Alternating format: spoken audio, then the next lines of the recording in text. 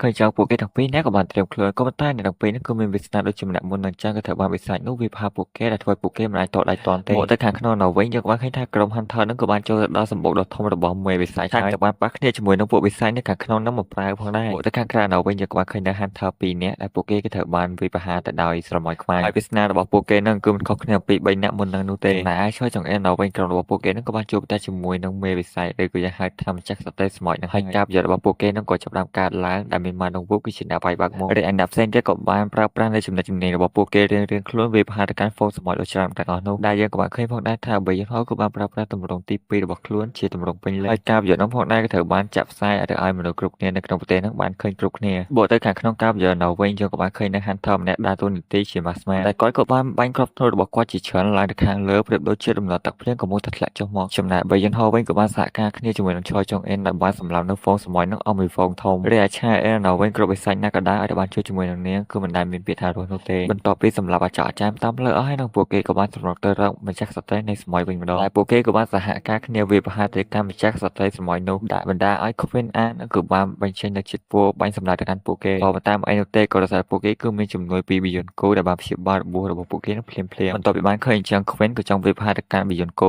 តែក៏ត្រូវបានមកដងវូនឹងទៅការពាររួចហើយឆយចុងអិនក៏បានប្រើវេទមន្តភ្លើងបាញ់សម្លាប់ទៅកាន់ Queen Anne តែបានបំផ្ទុះវាប្រៀបដូចជាគ្រាប់បែកដូច្នោះដែរក៏ប៉ុន្តែបំផ្ទុះមួយនោះគឺមិនអាចធ្វើអ្វីទៅកាន់ Queen Anne នឹងឲ្យមានរបួសបានទេហើយពួកគេក៏បានចូលទៅប្រយុទ្ធជាមួយនឹង Queen Anne នឹងម្ដងទៀតដែលទុកវាឲ្យឆាអិននឹងប្រមូលកម្លាំងស្ទុះចូលទៅជាមួយនឹងជំនួយរបស់ Beyond Co ទៀតនោះហើយអិនក៏បានប្រើប្រាស់ល្បឿនក៏ដូចជាក្បាច់ដាវពន្លឺចាប់ខ្វាយទៅ Queen Anne ក៏ដូចជាបានប្រើនៅស្នេហ៍ចុងក្រោយដែលវាក៏មានឈ្មោះថា Line Slash កាត់ក្បាលរបស់ Queen Anne ឲ្យធ្លាក់ដល់ដីទៀតផងហើយចំណែកមួយនឹងក៏បានធ្វើឲ្យប្រជាជននៅក្នុងប្រទេសទាំងមូលនោះគឺស្រែកហូរកញ្ជ្រៀវក៏រសារពួកគេគិតថាអ្វីៗបានបញ្ចប់ហើយរីឯក្រុម Hunter ក៏សប្បាយចិត្តដែរក៏រសារតែនាទីបំផុតពួកគេក៏បានសងសឹកឲ្យទៅកាន់មនុស្សដែលបានស្លាប់ដោយសារតែពួកសម្លាញ់នឹងកាលពី3ឆ្នាំមុនបានហើយតែវាខុសពីអ្វីដែលពួកគេបានគិតក៏រសារតែសម្ដែងដែលជួយចង់អេនបានបង្កើតនឹងគឺត្រូវបានខ្ទេចដោយសារតែមានវត្តមានរបស់ហ្វូងសម្លាញ់ជាច្រើនក៏បានសម្រុកចូលទៅក្នុងរូងរបស់ពួកវានោះឯងលំពេចនៅសម្លាញ់ខ្មែរក៏បានដើរចូលមកជាមួយនឹងកម្លាំងដ៏មហាសាលរបស់គេក៏ប៉ុន្តែគេក៏មិនបានបើកការវិវត្តទៅកាន់ក្រុម Hunter នោះទេដោយសារតែកោដៅរបស់វាគឺជាស័ក្តិសិទ្ធិរបស់ Queen Anne ហើយវាក៏បានខំហែកស៊ីខួរក្បាលរបស់ Queen Anne ដែលធ្វើឲ្យក្រុម Hunter របស់យើងក៏កាន់តែឆ្ងល់ថាវាក៏ចង់ធ្វើអីបន្ទាប់ពីស៊ីហើយនឹងវាក៏ចាប់ផ្ដើមបើកការវិវត្តទៅកាន់ Cha En ដែលធ្វើឲ្យ Cha En ក៏មិនអាចទប់ទល់បានទេបន្ទាប់ពីបានឃើញអញ្ចឹងមកដងវូក៏បានបើកការវិវត្តទៅកាន់ Queen Anne តែក៏ត្រូវបាន Queen Anne ធ្វើឲ្យគេដាច់ដៃមួយចំហៀងមិនមែនមួយចំហៀងទេក៏បានកាប់ដាច់ដៃរបស់មកដងវូហើយដាច់ទាំងសងខាងសូម្បីតែបីយន្តហោះនឹងក៏មិនអាចធ្វើអ្វីទៅកាន់ Black Anne បានដែរក៏បានបន្តចូលទៅរក Choi Chong En តែមួយបំពេញផ្នែកនៅតែក្រុម Hunter ដែលខ្លាំ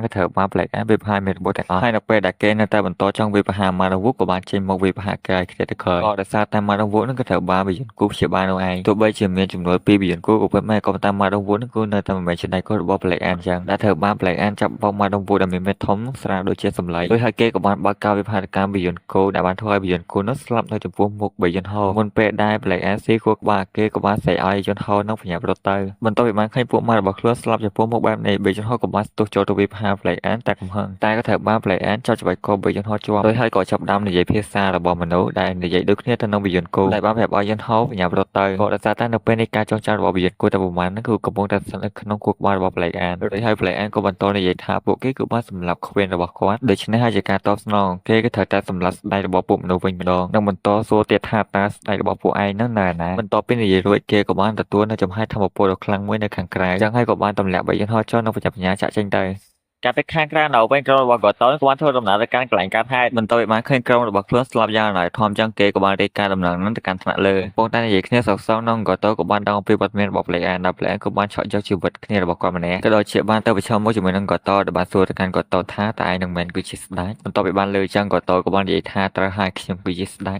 ក្រោយពីបានលើចឹង Black Anne ក៏បានប្រើ Domain របស់ខ្លួនរាប់ដណ្ដប់ទៅកាន់កូតូដែលធ្វើឲ្យកូតូក៏មានអារម្មណ៍ថាគាត់គឺធ្លាប់ជួបធម្មពលចឹងម្ដងក៏ដូចជាដែលកូតូបានកាន់នឹងគឺមានស្នាមប្រេះដែលយើងក៏ដឹងនោះទេថាវាមានរឿងអីកើតឡើងក៏ដោយសារតែសាច់រឿងក៏បានបង្វែរទៅកាន់ក្នុងនៅវិញដែលមាននៅវត្តមានរបស់ពួកសម្បត្តិច្រើនខ្លាំងតែធ្វើដំណើរទៅកាន់ក្រុម Hunter ពួកគេនៅពេលនេះគឺដឹងយ៉ាងច្បាស់ថាពួកគេគឺមិនអាចត្រឡប់ទៅវិញបានទេក៏ដោយសារតែធម៌ពលដែលពួកគេបានប្រើនោះគឺវាអស់ហើយស្របពេលដែលសម័យហ្វូងវាប្រហារមកកាន់ពួកគេហើយធ្វើពួកគេគឺអស់សង្ឃឹមមែនតើនៅក្នុងគ្រាអាសន្ននោះផងដែរយើងក៏បានឃើញថាសម័យដែលឈិនវូបានដាក់ក្នុងខ្លួនរបស់ពួកគេនោះក៏បានចេញមកការពារពួកគេពីការវាយប្រហាររបស់ហ្វូងសម័យក៏ដូចជាឈិនវូបាននិយាយឡើងថាតោះចាប់ដើម